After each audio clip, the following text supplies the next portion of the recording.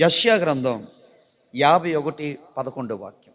దేవుడు విమోచించిన వారు సంగీత నాదముతో సియోనుకు తిరిగి వచ్చెదరు.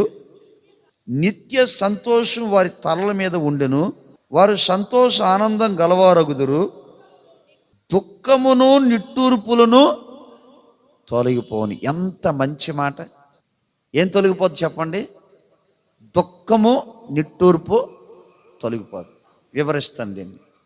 దేవుని చేత విమోచించబడ్డవాళ్ళు.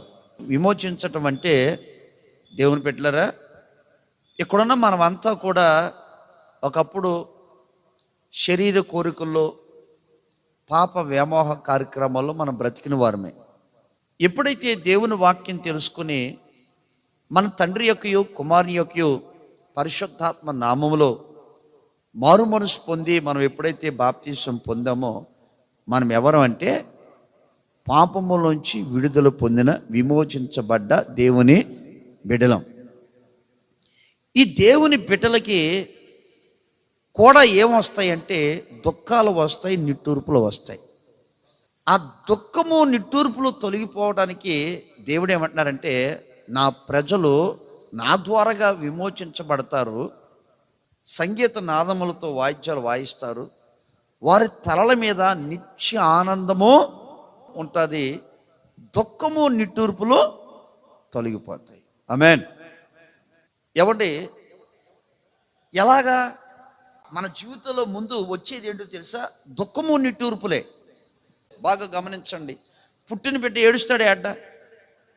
ఎక్కడైనా మీరు చూడండి, పుట్టిన బిడ్డ అన్నాడంటే ముందు డాక్టర్ గారు కానీ నర్సు గారు కానీ దెబ్బగాళ్ళు హాస్పిటల్ నుంచి బయటకు పోతారు వాళ్ళు. ఎందుకంటే పుట్టినట్టుగా నవ్వితే ఎలా ఉంటుంది చెప్పండి? వెంటనే వాళ్ళకి బిత్తరపోయి, ఏమండే అసలు బాబు ఈడెవడో దెయ్యంలో ఉన్నాడు, పుట్టినోడు ఏడవాలి కానీ నవ్వుతున్నాడు ఏంటని ఎవడు కానీ పరాలైపోతారు. ఓకేలా ఆ పుట్టిన బిడ్డను తీసుకొచ్చి అమ్మ ఒడిలో పెడితే అనాలి. వాళ్ళ అమ్మ కూడా భయపడిపోతామండి ముట్టుకోవడానికి. అవునా కదా? అంటే పుట్టిన ప్రతి బిడ్డ ఏడుస్తాడే అడ్డ. చెప్పండి, అమ్మ ఒడిలో ఏడుస్తాడే అడ్డ, నాన్న ఒడిలో ఏడుస్తాడే అడ్డ. పుట్టిన ప్రతి బిడ్డ ఏడుస్తాడు. అలాగే దేవుని బిడ్డలారా, విమోచించబడ్డ మన జీవితంలో కూడా దుఃఖాలు ఉంటాయి, నిట్టూర్పులు ఉంటాయి. కానీ దేవుడు ఏం చేస్తాడంటే నిత్య ఆనందం మన మీద పెంచడానికి ఆ దుఃఖాన్ని నిట్టూర్పులు దేవుడు తొలగిస్తాడు. ఆ దుఃఖాన్ని నిట్టూర్పులు తొలగించడానికి మనం ఏం చేయాలంటే దేవుని మాటకి విధేయత చూపించాలి. ఎలాగో చెప్తానేనండి, ఉదాహరణగా మీకు చెప్తాను వినండి. ఏమండి, ఓ రోజున సారా తల్లి వచ్చి అబ్రాహాం గారితో చెప్తుంది ఆమె, ఏమండి మీరు ఏడ్చినా పర్వాలేదు, జుట్టు పీక్కున్నా పర్వాలేదు, నెత్తినోరు బాదుకున్నా పర్వాలేదు, ఇదిగో ఈ ఆగరు కుమార్ని అర్జెంటుగా ఇంట్లోంచి బయట పంపించేయండి అందామె. ఇంట్లోంచి పంపించేయండి. ఆ మాట అనగానే అబ్రాహాం గారికి హృదయానికి గాయం అయిపోయి ఒకసారి ఏడుస్తూ కూర్చున్నాడంటే ఆయన. ఒకసారి ఏడుస్తున్నాడంటే ఆ ఏడుపులో అర్థం ఏంటంటే అటు సారాకి చెప్పలేక ఇటు ఆగర్కి చెప్పలేక మధ్యలో ఏడుస్తూ ఉన్నాడు. అంటే ఆయన జీవితంలో సారా తల్లి ఉంది కానీ సంతోషం లేదు, ఆగర్ ఉంది కానీ ఆయనకి సంతోషము లేదు. కొన్నిసార్లు మన జీవితంలో కూడా కళ్ళ ముందు పిల్లలు ఉంటారు, మంచి ఉద్యోగం ఉంటుంది, మంచి ఇల్లు ఉంటుంది, అన్నీ ఉంటాయి, కానీ ఏదో ఒక ఆవేదన మనల్ని పట్టి పీడిస్తూ ఉంటుంది. దాన్ని బట్టి మనం ఏడుస్తూ ఉంటాం. ఏదో ఒక కారణం చేత మనం బాధపడుతూ ఉంటాం. అబ్రాహాం గారికి మంచి భార్య, పరిశుద్ధ స్త్రీ, ఎవరు చెప్పండి? సారా తల్లి. ఆమె వచ్చి అందే అర్జెంటుగా ఆగర్ను కుమార్ని బయటికి పంపించే అంటే ఆయన ఏడుస్తూ కూర్చున్నాడు, ఏమీ చేయలేక. ఏమండి, అప్పుడు దేవుడు వచ్చి అంటాడు, ఏడుస్తున్న అబ్రాహాం దగ్గరకు వచ్చి, సారా తల్లి నీకు ఏం చెప్పిందో చెయ్యి, నువ్వు దుఃఖపడవద్దు అన్నాడు. ఆమేన్. సారా తల్లి నీకేం చెప్పిందో చెయ్యయ్యా, నువ్వు దుఃఖపడొద్దు అన్నాడు. అక్కడ ఆ మాట సారా తల్లి కాదు నేను చెప్పే మాట. దేవుడు ఏమన్నాడు? దుఃఖపడొద్దు అన్నాడు. అంతే. ఏమన్నాడు చెప్పండి? దుఃఖపడొద్దు అన్నాడు, ఏడవద్దు అన్నాడు. అంతే. సడన్గా ఒకసారి జేబులో ఉన్న కచ్చిప్ తీసుకున్నాడు, తుడిచేసుకుని ఆగర్ దగ్గరకు వచ్చి, ఆగరు మైకా కవర్లో భోజనం కట్టి, మైకా కవరు, ఓ ప్లాస్టిక్ కవర్లో భోజనం మూట కట్టి, ఓ ప్లాస్టిక్ బాటిల్లో వాటర్ పోసి ఏమండి ఆగర్కి ఇచ్చి ఆగర్ని కుమార్ని వెళ్ళిపోమన్నాడు. బాగా వినండి. ఇప్పుడు గుర్తించండి, ఎవరు ఏడు పాపేశారు? అబ్రాము ఏడు పాపితే ఇప్పుడు ఆగర్ స్టార్ట్ చేసింది. మీరు గమనించండి, అబ్రాము గారు ఏడు పాపేశారు. ఎందుకంటే అబ్రాము గారు ఏడుపు ఆగమన్నది ఎవరో, దుఃఖపడొద్దన్నది ఎవరో. అంటే దేవుడు ఆ మాట అన్నాడంటే ఆయన తల మీదకి ఏమొస్తుంది? నిత్య ఆనందము వస్తుంది, నిత్య ఆనందము వస్తుంది. ఇప్పుడు ఆగర్ ఏం చేసిందంటే కొడుకుని తీసుకుని అరణ్యానికి వెళ్ళింది. ఆమె అరణ్యంలో కూడా ఏమన్నా బాటిల్లో నీళ్ళు అయిపోయినాయి, ఆ పిల్లను పక్కన పడేసి అంత దూరం వెళ్ళి ఇసుకలో కూర్చుని ఏడుస్తూ ఉంది. ఇప్పుడు అక్కడ అబ్రాం గారు ఏడవట్లా, ఇక్కడ ఎవరు ఏడుతున్నారు చెప్పండి? ఆగరు ఏడుస్తూ కూర్చుంటే మళ్ళా దేవుడు ఏం చేస్తారో దేవుని పెట్టారా, ఆ పిల్లవాడు మొర దేవుని దగ్గరికి వెళ్ళింది. దేవుడు దేవదూతను పంపించి చెప్తున్నారు, దేవదూత ఎల్లో ఆమెతో మాట్లాడంటే ఇప్పుడు దేవదూత వెళ్ళి చెప్తున్నారు, ఆగరు నీకేం పోయేకాలం వచ్చింది, ఆగరు నీకేం పోయేకాలం వచ్చింది, ఏడుస్తూ కూర్చున్నావు, ఏడవద్దు, అక్కడ నీళ్లు ఉన్నాయి, ఆ నీళ్లు పట్టించంటే ఆమె ఏడుపు మానేసింది. ఇక అబ్రహాము ఏడవటం మానేశారు, ఆగరు ఏడవటం మానేశారు.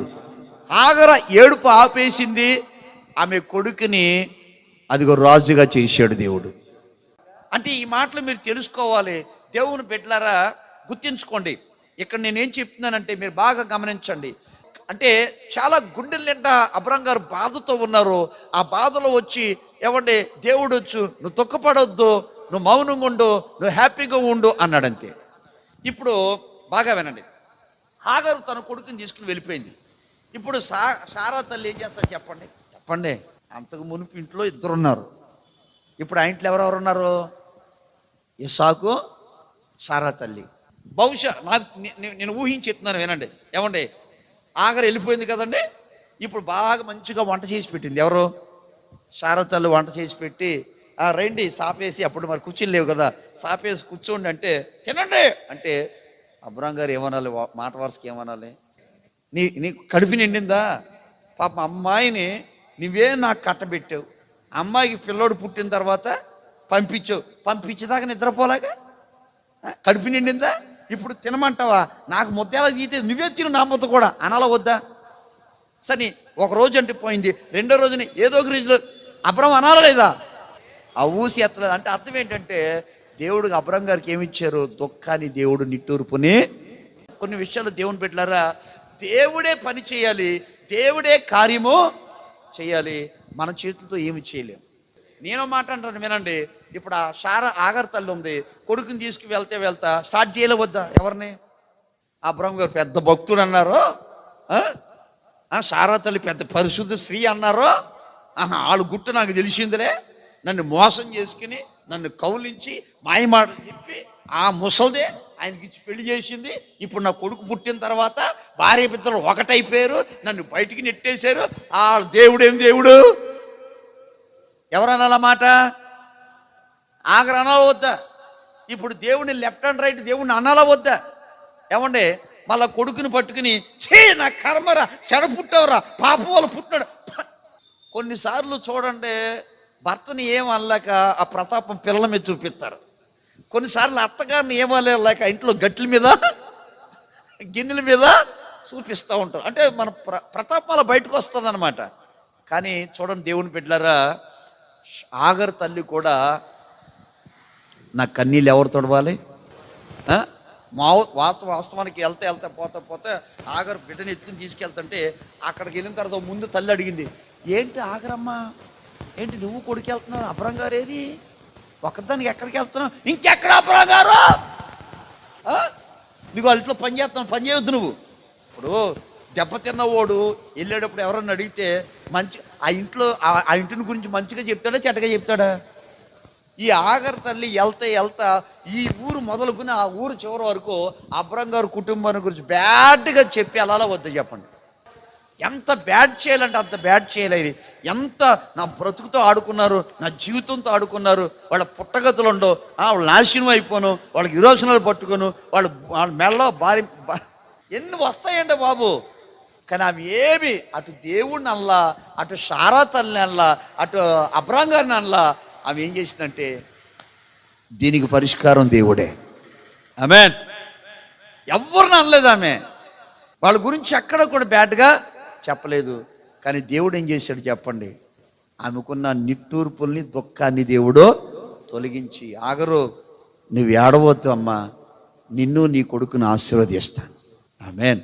అందుకని దేవుని బిడ్డలారా చెప్తున్నాను, మనకి కొన్ని పరిస్థితుల్లో మనం ఏమైపోతామంటే మన హృదయం ఘాటు తేరుపడిపోద్ది, మనం ఏదంటే అది మాట్లాడేస్తాం. కానీ భక్తులు అలా మాట్లాడలేదు, వాళ్ళు అలాగా మాట్లాడలేదు. మన జీవితంలో కూడా అట్లా గుండునుగాక. ఆమేన్.